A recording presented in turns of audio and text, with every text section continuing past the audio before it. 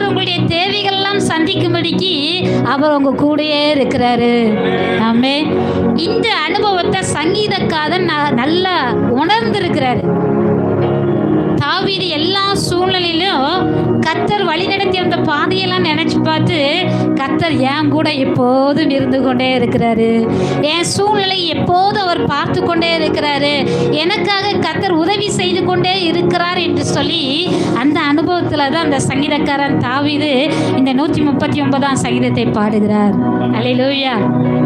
தாவீதை மாத்திரம் அல்லங்க, உங்களையும் என்னையும் அவர் ஆராய்ந்து அறிந்திருக்கிறார். ஆமே. அல்லேலூயா, அல்லேலூயா. கர்த்தர் உங்களுடைய ஏக்கங்களை அறிகிற தெய்வமாய் இருக்கிறார். மனிதனோ முகத்தை பார்க்கிறான், கர்த்தரோ இருதயத்தை பார்க்கிற தெய்வமா இருக்கிறார்.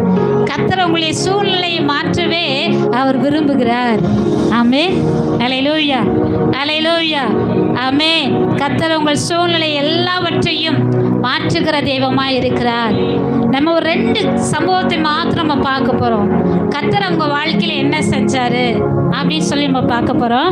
லூக்கா எழுதின சுவிசேஷம் 5ஆம் அதிகாரத்தை நாம் திருப்பிக் கொள்வோம்.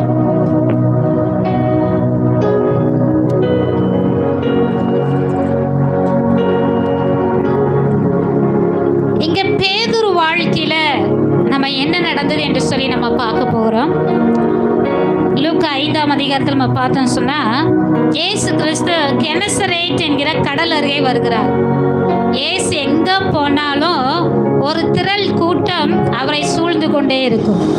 ஏன் சொன்னா, இயேசு கிட்ட போனா ஆறுதலான வார்த்தைகள் கிடைக்கும், சரியான ஆலோசனைகள் கிடைக்கும், அற்புதங்கள் நடக்கும், அதிசயங்கள் நடக்கும், தேவைகள் சந்திக்கப்படும் என்பதனால எப்போது இயேசு எங்க இருந்தாலும் ஒரு திரள் கூட்டம் அவரை சூழ்ந்து கொண்டே இருக்கும்.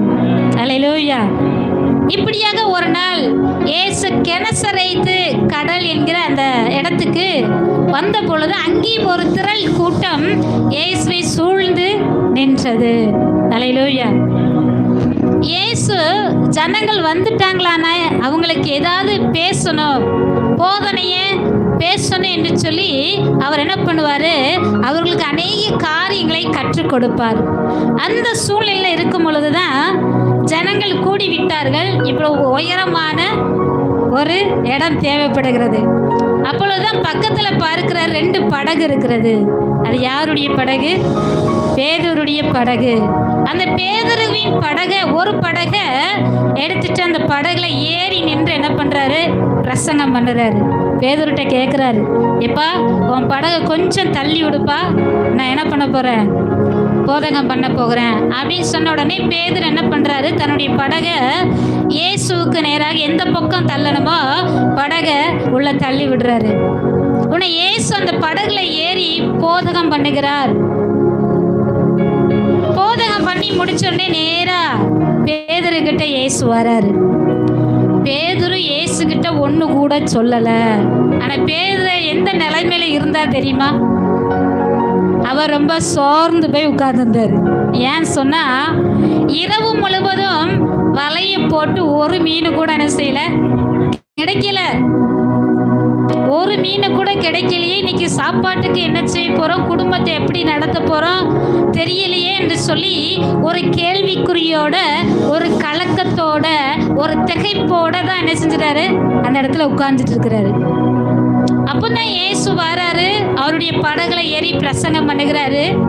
அதோடையிலும் பேதுரு அமைதியாவே இருக்கிறாரு. இயேசு பிரசங்கம் பண்ணி முடிச்ச உடனே படகை விட்டு கீழே இறங்கி வருகிறார். அதுல 5ஆம் அதிகாரம் 4ஆம் வசனத்தை பாருங்க. அவர் போதகம் பண்ணி முடித்த பின்பு சீமோனை நோக்கி, ஆழத்திலே தள்ளி கொண்டு போய் மீன் பிடிக்கும்படி உங்கள் வலைகளை போடுங்கள் என்றார். அல்லேலூயா.